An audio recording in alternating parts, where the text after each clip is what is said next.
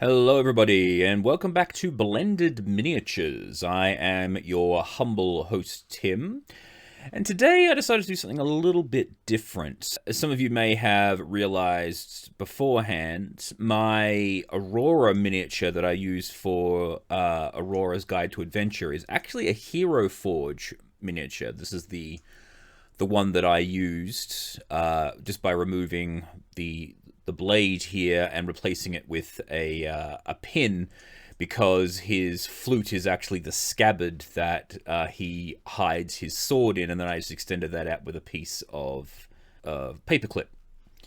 And what I wanted to do was, because I've been using this site for quite a while now, and a few people have not been aware that there's now a lot more options available with it. And so I wanted to do basically a review of the updates of this site, and also give instructions on how, if you are wanting to use the miniatures digitally in Tabletop Simulator, for example, like we have started doing, how you actually go about doing it. So as you can see, this is just how many people would remember Heroforge Miniatures appearing. But now they can be done in color. And here is a bunch of ones that I have done earlier. And this is the same miniature, but colorized. And I've also added Hungry the Rat down there. So as you can see, it's pretty impressive what you're able to do with the same basic miniatures that were out there before. So, to give you a basic rundown of what is available, we're going to start again. So we're going to do a new character. So this is your basic human that you start with. And just for the sake of fun, let's do a... So you've got insects, male aliens, male bear, male fox, celestials, infernals, giggle dogs, hyenas, obviously. So these are gnolls. Your frog folk, so you can create grungs. Your serpent folk, the nagas, kobolds, orcs, centaurs, merfolk, sea elves. So as you can see, they've got the gills and the fins and everything attached to them. Your half giants, so your Goliaths, the rabbit folk. You can do warforges, hobgoblins, goblinoids, skeletons, zombies, feral goblins, regular goblins. I can't remember what... No, it's the hippopotamus folk that I'm thinking of, but the grungs, I think is what they call... No, that's what the frog folk are. They're the grungs. That's the one I was thinking of. GIF, I believe. You can make furbolgs. You can make yourself fawns, as they are available now in D&D in the Ancient Greek expansion that came out. You can create yourself Aarakocra or Kenku. Lizard folk, of course. You can make yourself Tortles, Minotaurs, Mouse people, if that's your bag. You can make yourself Tabaxis. Even more variants on Tabaxis.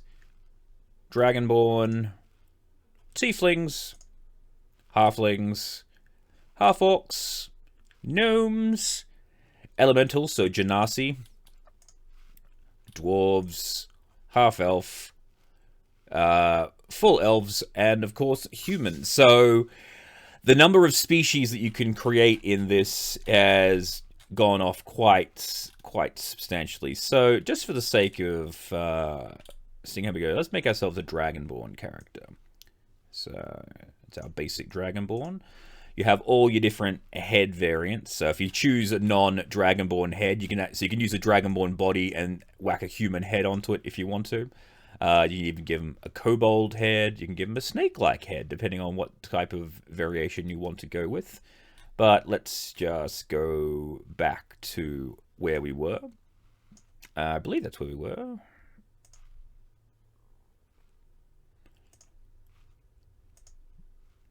Ooh, sleek draconian, crocodilian draconian, rigid draconian. Oh, these are the alien heads. You can either make like insect men or alien peoples if you like. How cool is that? Let's go with kind of like that. Looks more like a dragonborn there. You can got all your different ear variants. So he's got the ear fins. You can even actually just remove them completely now, which is cool. So now you don't have to worry about having ears if you're not really happy with them. Hair, of course, you can just give him regular old hair, or however it is you want. You can even make yourself a Yondu Dragonborn from Guardians of the Galaxy, if you like. What a beautiful mane. Ooh, we have electronic things. Let's just get rid of that. Just give him his scales. Do we feel like having a bearded dragon? There we go. Give him a little beard there. His eyebrows are fine. Teeth, you can't see them. And horns? We can give him some mighty horns. But no, I think we'll leave him like that. That sounds pretty good. Body type, of course. We have the lizard-like torso, but you can do all sorts of things with that. What's this one? Insectoid torso. So let's just give it back that bit there. All right. And of course, if you want to, you can give wings out. So these increase the scale of your miniature, making them much larger, but plenty of options available there. Summoned mystic wings. Yeah, that's cool there. You can even give them rear spikes to show how awesome this guy is. Clothing-wise, we have a whole bunch of options here.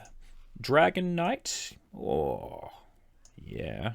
But I think let's make ourselves a Dragonborn Winged Sorcerer. So we want Necromancer robes. Yeah, that'll do for now. But then what you can do as well is that you can like choose the outfits, or you can pick them individually. What I like to do is pick an outfit and then build off the outfit. So he doesn't really need that headrest there, so let's get rid of that. Neck, though. No, neck items, cool. Shoulder, let's give him some awesome beefy-looking shoulder pauldrons. Chest, he's got the ornate top. What's the wizard robe top there? No. That kind of works. That actually flows in with the bit there. Gloves. I don't think he needs gloves, but lower section.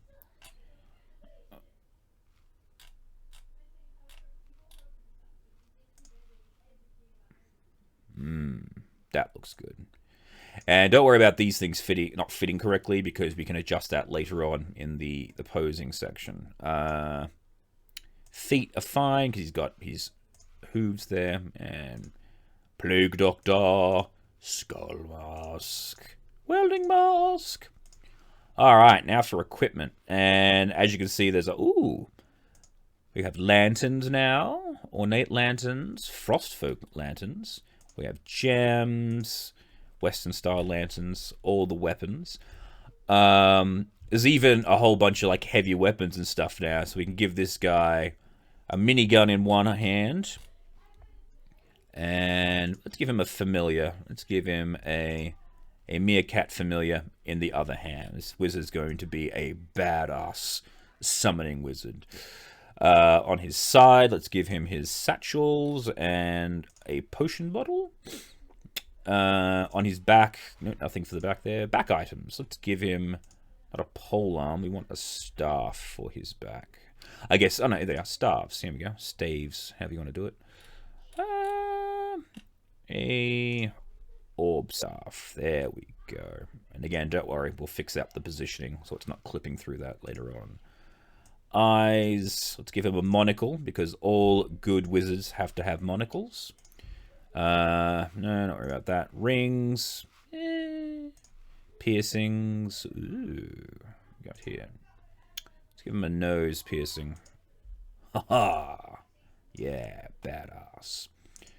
Bases, of course, we have a lot more options now too. You can still build them to hang over the screen. So if you want like turn counters or just a cool display miniature to hang over your DM screen, you can do that. You also have these really cool base setups that are pre-posed, mounting on a rock, which is a pretty badass position.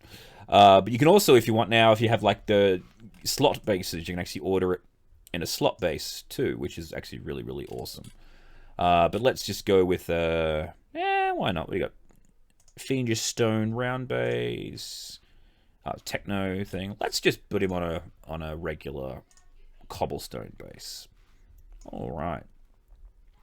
We won't worry about a mount, but there are mount options too. You can mount them.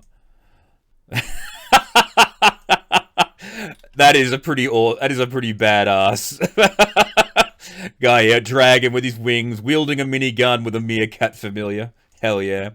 Or you can ride a motorcycle, which is even more powerful. Or a sci-fi cycle. Or even a dire wolf. But let's not worry about those for now. Let's just have him on a thing. Poses. Now, they have a whole bunch of preset poses here. So as you can see, this is the generic one here. You can have him sneaking. You can have him dead if you want. Zombie pose or looking proud. So I think looking proud looks like an alright. Now, what I like to do is you build a basic pose, but then you go to the advanced settings. Now, the advanced settings are actually really, really cool because they allow you to repose every component of the miniature. So, for example, this one here, we can reposition that so that it is not clipping through the wings. Unfortunately, it's clipping slightly through the... Hang on, what do we want here? There we go. Oh, we reposition the wings. That's what we want to do. So we can reposition the wings so as to not clip through the stuff. Oh, that's the shoulder pauldron that's messing that up. So let's adjust the pauldrons then. Now, because the pauldrons are quite large, we can actually twist them around. You can also slide them up and down, forward and backwards them, and actually put them further into the clothes if you want. So if they're not fitting correctly, you don't have to worry about breaking the model by clipping it in together. So let's shrink down this one here. And we want to twist it forward. There we go. Cool. Now his minigun's nicking into the ground. So let's take this arm here. We want to... No. Something we want. Elbow twist. There we go. Like that.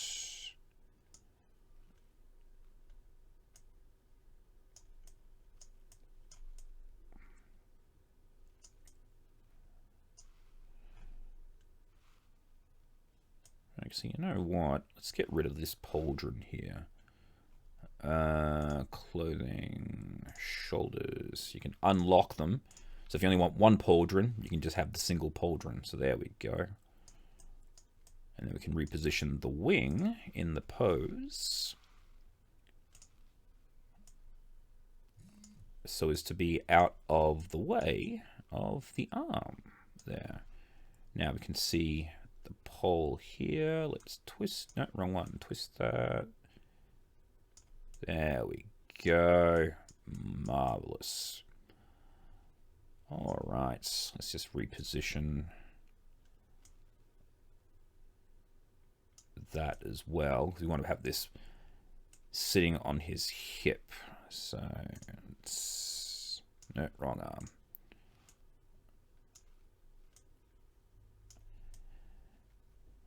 There we go. Let's twist this back around. Awesome. There we go. Ooh. Cool. For the eyes now, you can actually... Oh, we'll wait for that actually later on. Maybe have the face, so you can make him grinning. Or we can... You have your preset settings as well. So you've got your cocky expression, your confused expression, your open-jawed expression, regular smile, snarling. But I think this guy is going to be... Because since he is the machine gun wizard, we want to have a cocky expression on this guy. Maybe give him a... Oh, what have I lost there? Give him an... No, it's not going to work. Confused a little bit? Yeah. Confused and cocky. Because he is confused as to why he's a wizard with a machine gun. No, we've already done the body. Awesome. Now,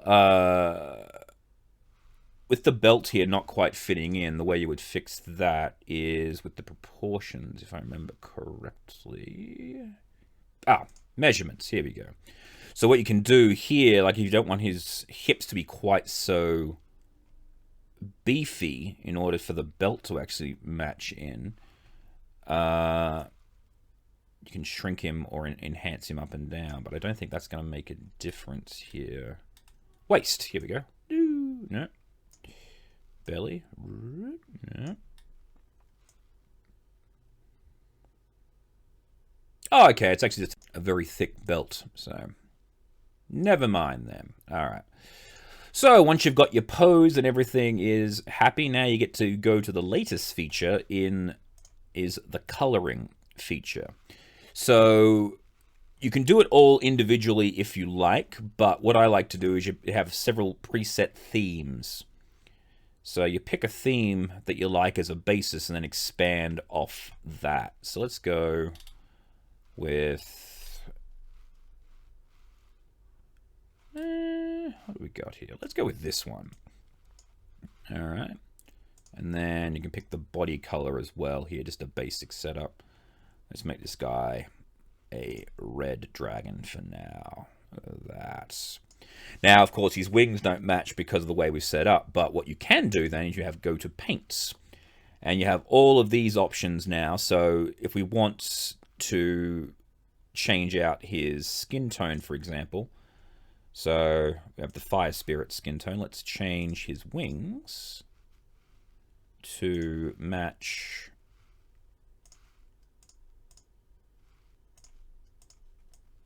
his body, and we can change his arms to also match. Can even paint his nails to be shining crystallized diamonds, so he's got diamond tipped fingernails. We can change literally every little section because it's not you don't have to worry about clicking like painting it like a regular thing. It just selects the areas. Let's give him a gold bit there.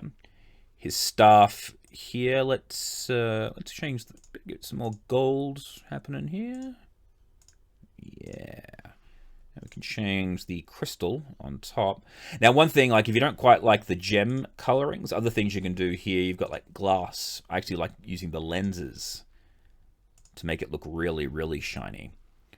And let's give him a Terminator red. Nah, let's give him an ecliptic black lens there.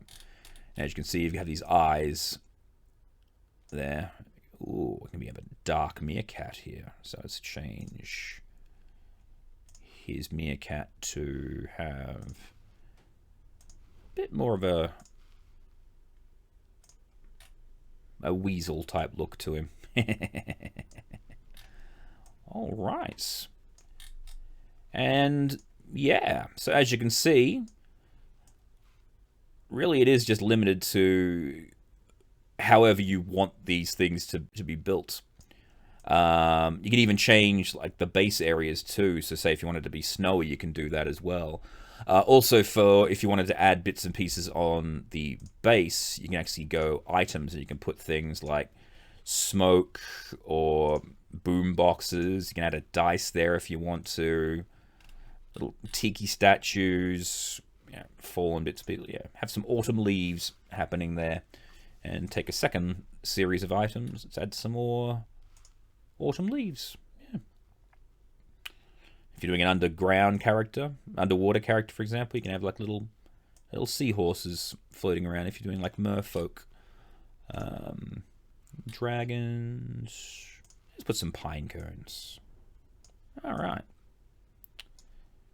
And just to tidy him up, let's go to the pose again and fix up the pauldron here. There we go. Beautiful. Look at that. Now, say, for example, I wanted to import this miniature into a game. So you've got several options now when it comes to purchasing this guy.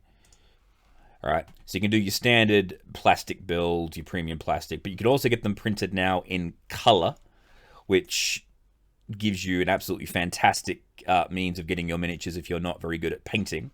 Although they are a little bit more expensive, especially if you're doing XL components, it does add price to it. But, for what you're getting, a 100% customizable miniature, it's really, really good value. The other options, of course, here, if you have your own 3D printer, all right, you can download the STL, or as I was talking about before, you can use a tabletop download compatible with Tabletop Simulator.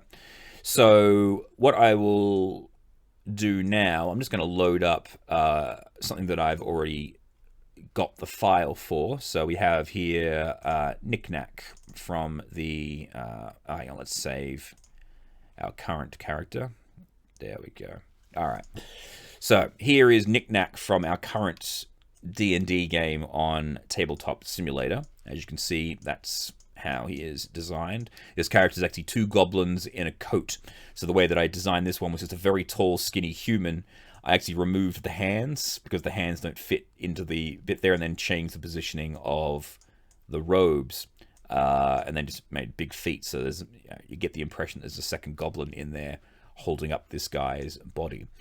And then after you've ordered the miniature for the digital download, you get a list of your digital downloads here.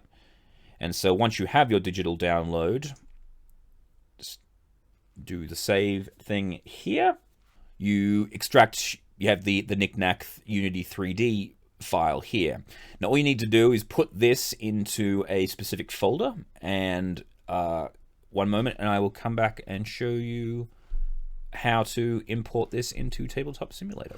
All right, so once you're in Tabletop Simulator, all you need to do to import your characters from Heroforge is you go to Objects, Components, Custom, and you want Asset Bundle. A lot of people assume you go to Model, but that won't work because they're a fully constructed miniature with the coloring. You want an Asset Bundle. So just click that anywhere you want, right click, and it gives you the main. So you choose the file where you have placed the miniature. And as you can see here, there's all the different ones that I have already procured. But let's pick Knick-Knack, which was the one that we were talking about before. Go select, upload it to the cloud. Unless you're playing, if you're wanting to play with this online, you're going to need to upload it to the cloud. Otherwise, you just want local. But we're going to be doing this. Choose the folder, upload, and select figurine as well. Same deal. I just do it with both. It's not really necessary, but I do it for the primary and secondary as well, to make sure.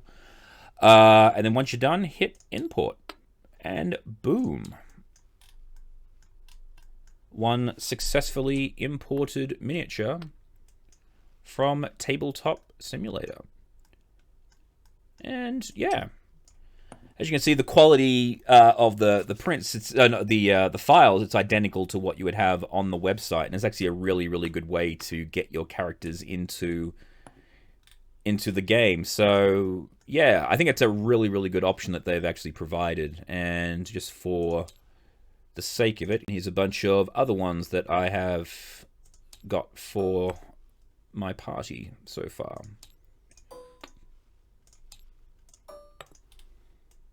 So yeah, if you are wanting to run your games online with some unique miniatures, I can most definitely recommend Heroforge. But even so, even without wanting to do it in color, it's just a really good design tool, even just for visualizing your latest character. Just create the miniatures. At least you get a feel for what your character looks like.